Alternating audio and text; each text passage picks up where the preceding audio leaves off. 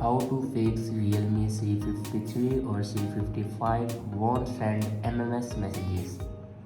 So watch this video carefully and follow every step as I'm showing in video, and don't forget to subscribe the channel. So let's start the video. First of all, check your network connection works properly or not. If it doesn't work properly, then update your network connection.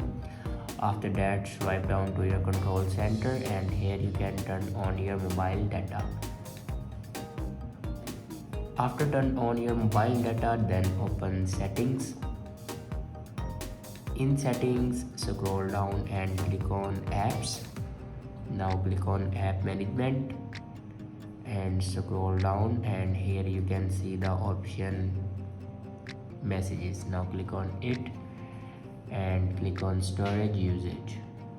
Now here you can clear the data and cache memory of messages app. After clear data and cache memory, then go back and click on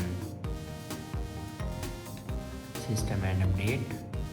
Now click on backup and reset and again click on reset phone. Now on top you can see the option reset network settings. Now click on it and here enter your password to reset your network settings.